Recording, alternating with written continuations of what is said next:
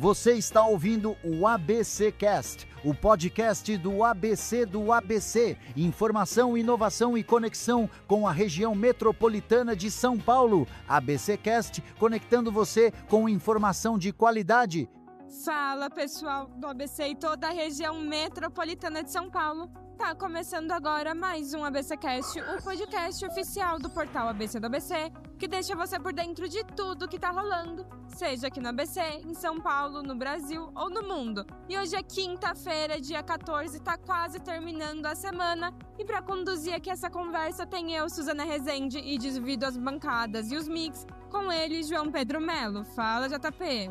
Hello, Su. Olá, pessoal. Um excelente final de tarde pra ti que ainda tá pela correria, tentando digerir esse volume absurdo de loucura que vaza mais que áudio de senador pedindo luz para banqueiro preso e que impactam direto na tua vida.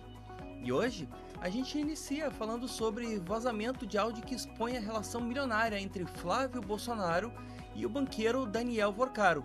É isso aí, como não para por aí, ainda vamos falar da gestão de Ricardo Nunes, que teria repassado 100 milhões de reais para a produtora de filmes sobre Jair Bolsonaro. Então, por aqui tu já sabe como funciona. É informação direta, contexto e análise para deixar o cenário muito mais nítido. Então bora ajustar o volume do café e do fone, porque o ABC Cast já tá começando. É isso aí, e a gente abre o programa de hoje falando sobre o vazamento do Flávio Bolsonaro. Então olha só, JP, olha só, ouvinte, a temperatura subiu lá em Brasília após o site The Intercept Brasil revelar detalhes explosivos entre o senador Flávio Bolsonaro e o banqueiro Daniel Vorcaro.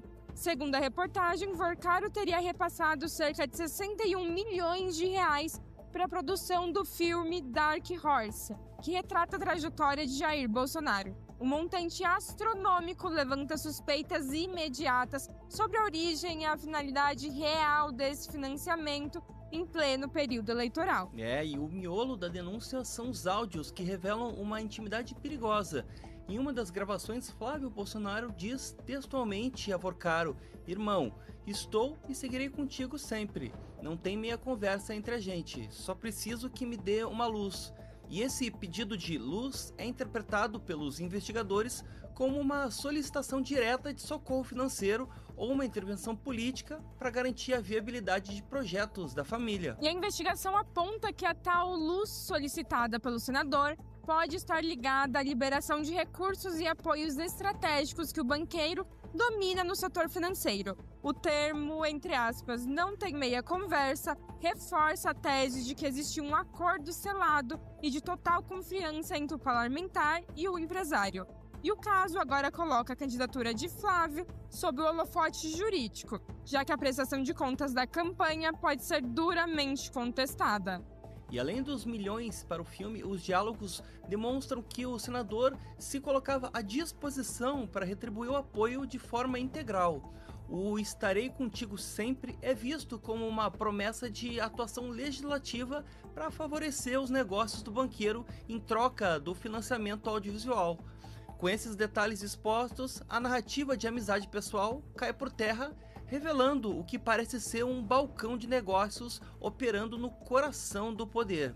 E o Flávio Bolsonaro, que passou meses apontando o dedo pro Lula, associando ele ao Banco Master, agora tá vendo aliado pular do barco sem colete salva-vidas.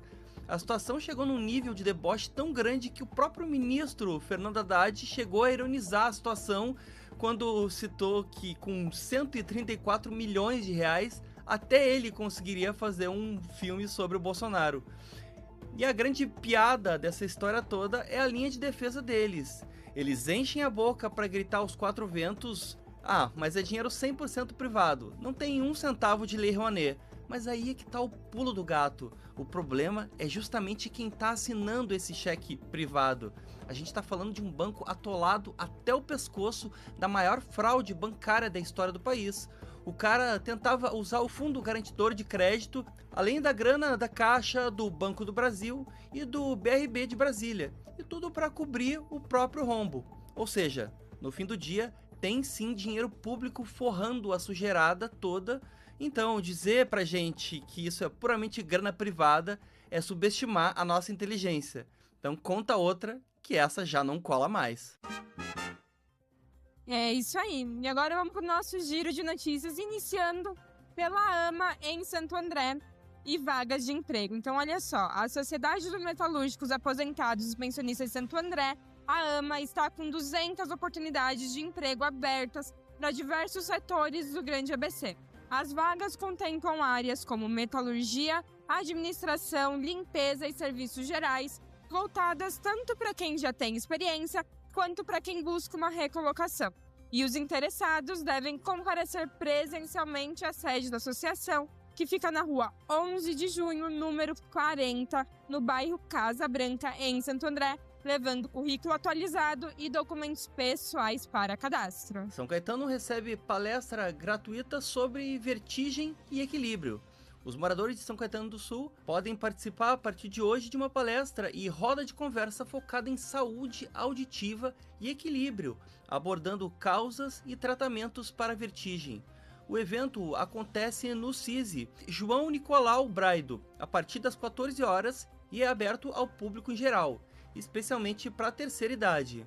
Não é necessário fazer nenhum tipo de agendamento prévio, bastando comparecer ao local para receber orientações de especialistas e tirar dúvidas sobre como prevenir quedas e melhorar a qualidade de vida. E para fechar nosso giro, vamos falar sobre o curso de capacitação no Guarujá. Então, olha só, estão abertas em Guarujá 350 vagas para cursos gratuitos de capacitação profissional voltados para o setor portuário, visando preparar a mão de obra para atuar no Porto de Santos. As aulas abrangem áreas como logística, operação de empilhadeiras e conferência de carga, sendo uma excelente porta de entrada para o mercado de trabalho regional. E para participar, o candidato deve morar na cidade, ter mais de 18 anos e realizar a inscrição gratuitamente no posto de atendimento ao trabalhador, levando o documento com foto e comprovante de residência. E assim, a gente encerra o nosso giro de notícias de hoje com oportunidade em Santo André, saúde auditiva em São Caetano e capacitação no Porto para quem está no Guarujá. E se tu quiser acompanhar em detalhes as histórias que a gente contou por aqui, basta acessar o nosso site oficial, que é o abcdoabc.com.br.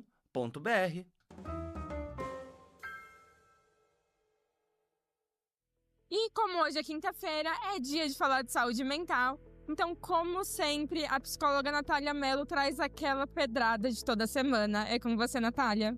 Oi, Suzana. Oi, JP. Oi pra você que ouve a gente. Tem fase da vida que tudo parece urgente, né? Responder agora, resolver agora, dar conta agora. E se você parar, alguma coisa ruim vai acontecer. Daí você entra num modo constante de aceleração. Quando a gente fica mais ansioso ou estressado, até as pequenas demandas podem parecer enormes. Uma mensagem que vira uma pressão, uma pendência parece algo que precisa ser resolvido imediatamente. E aqui vai uma dica prática para poder ajudar a lidar com essa situação. Quando algo parecer muito urgente, faça uma pausa e se pergunte: se eu resolver isso daqui a algumas horas ou até mesmo amanhã, existe uma consequência real importante? Essa pergunta ajuda a diferenciar melhor as situações que vão surgindo. Porque quando a gente está ansioso, fica mais difícil diferenciar o que realmente precisa de ação imediata daquilo que está só gerando um desconforto. Então a gente entra num ciclo sem perceber. Você sente a preocupação, resolve rapidamente, sente um alívio momentâneo e vai repetindo esse ciclo. Daí o teu cérebro aprende: quando eu me sentir assim, preciso agir imediatamente. E tudo começa a parecer urgente e gera uma sobrecarga enorme. Mas nem sempre existe uma emergência real acontecendo. Às vezes é só um desconforto interno que está pedindo um alívio rápido. Por isso, desacelerar não é negligenciar. Muitas vezes é justamente o que ajuda você a responder com mais clareza e não só reagir à ansiedade. Se você perceber que vive constantemente em alerta, talvez seja importante olhar isso com mais profundidade, inclusive em terapia. Espero que essas dicas possam ajudar vocês. E se vocês quiserem mais dicas sobre saúde mental, me segue no Instagram, no @psinataliarmelo, Natália com TH. Pois é, Natália, o problema é que a gente se acostumou a tratar a própria vida como ticket de suporte técnico, que precisa ser resolvido em 5 minutos. Desacelerar não é luxo, é sobrevivência. Valeu, Natália. Boa semana. E agora vamos falar sobre a crise de confiança que tá rolando aí no mundo político. Então olha só, vocês já pararam para ver qual foi o estrago provocado pelo vazamento dos áudios que não se limitou à defesa do senador Flávio Bolsonaro? Então, o abalo de confiança dentro da base aliada de Flávio Bolsonaro já resultou num distanciamento estratégico de lideranças políticas em São Paulo e no Congresso. Partidários do PL, o Partido Liberal e de ciclos satélites ali temem que o elo financeiro com Vorcaro seja apenas a ponta de um iceberg de novas acusações. A preocupação central é que a manutenção da candidatura contamine as alianças regionais para as eleições de 2026. E ontem, durante um evento oficial, o governador Tarcísio de Freitas, ao ser questionado sobre o caso, preferiu desconversar, afirmando que o foco deve ser a gestão e não questões partidárias de terceiros. A postura de distanciamento de Tarcísio, que é um dos principais ativos eleitorais do bolsonarismo, ligou o sinal de alerta no núcleo de campanha do senador. Houve uma reunião de emergência na noite de ontem para avaliar o estrago com alguns pré-candidatos do PL, já estudando formas de se desvincular da imagem com Flávio nas propagandas antecipadas, temendo que o desgaste ético afaste o eleitor moderado. E o clima é de cada um por si, até que se saiba a extensão total das provas em mãos da polícia. Enquanto isso, a defesa do senador tenta desqualificar os vazamentos, alegando que as mensagens foram tiradas de contexto. No entanto, o silêncio de figuras-chave do partido demonstra que a explicação dada até agora não convenceu nem mesmo os próprios aliados. O problema é que agora o relógio não para e a cobrança por uma explicação que para em pé só aumenta. E tem uma expressão, Su, que eu aprendi com a minha esposa, que diz o seguinte, e aí tu me diz se é isso mesmo, tá? O Tarcísio, ele é mestre em fazer a egípcia, quando o teto de vidro do padrinho começa a trincar. Ele sabe que se aproxima demais desse incêndio, então agora queimar o próprio capital político para 2026 é o correto, é se distanciar calmamente. E quando os aliados começam a desconversar, é porque o barco já começou a encher d'água e o colete salva-vidas já está sendo disputado no tapa. Pois é. Inclusive hoje eu estive na agenda com o governador Tarcísio e quando quando perguntaram a ele sobre essa repercussão sobre o Flávio Bolsonaro, ele disse que na visão dele não vai afetar a candidatura porque o eleitorado já está cansado do governo atual. Mas será que vai ser assim mesmo? Bom, só nas urnas pra gente descobrir.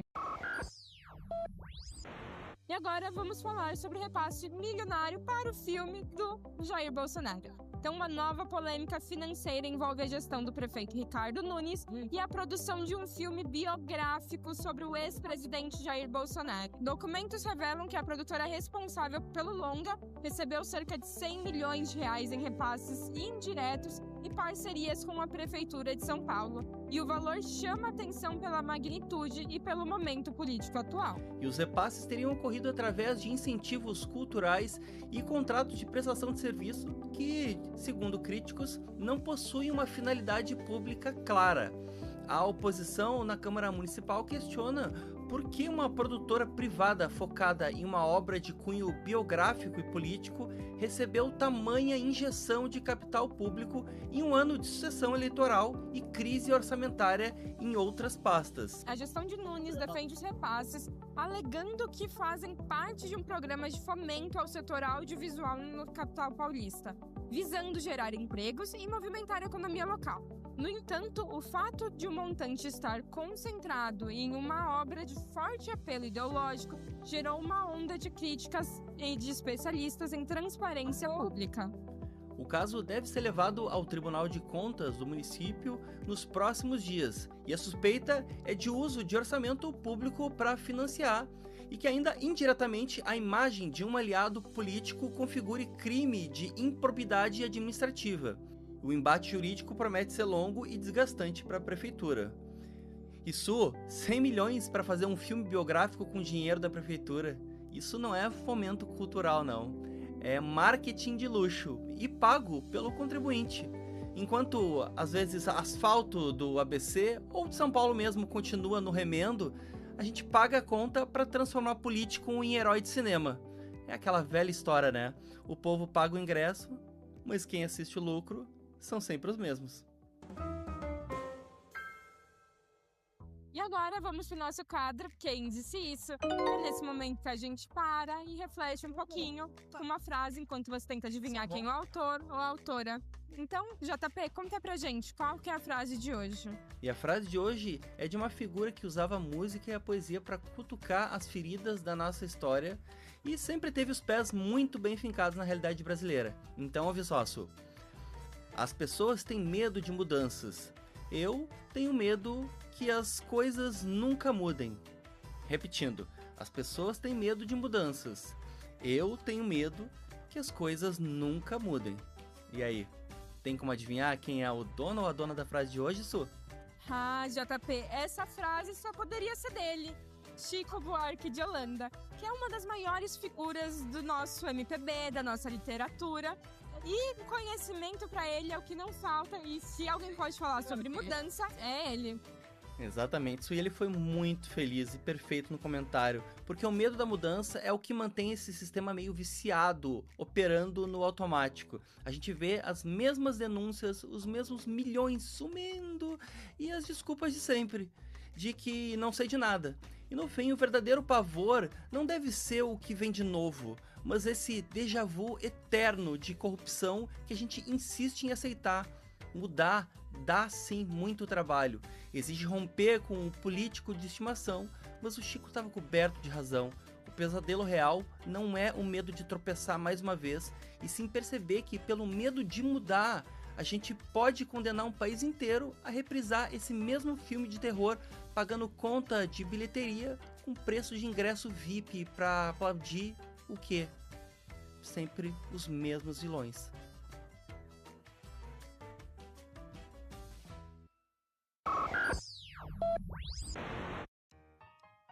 É isso aí, é com essa reflexão que a gente finaliza mais um ABC Cast. Lembrando que se você quiser nos acompanhar de segunda a sexta, acompanhar o Cine ABC Metrópole para quem é fã de cinema às sextas-feiras e aos sábados o ABC Cast Conexões com a nossa mesa cast, basta nos procurar na sua plataforma preferida. Estamos no Deezer, no Spotify, no YouTube, no Amazon Music, no Apple Podcast, aonde você procurar. E se esse episódio fez algum sentido pra ti, compartilha com alguém que também gosta de se manter muito bem informado. E ó, manda a tua opinião pra gente, pode ser ideia, sugestão ou até aquela pauta que só tu reparou pelo caminho. A gente adora trocar essa ideia contigo, então já aproveita e segue a gente lá no Instagram, é o ABC do ABC _oficial.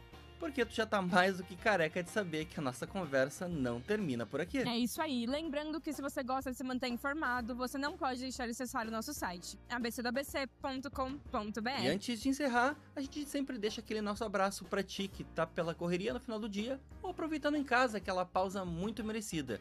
É muito bom ter você desse lado do fone, uma honra ter a companhia de vocês.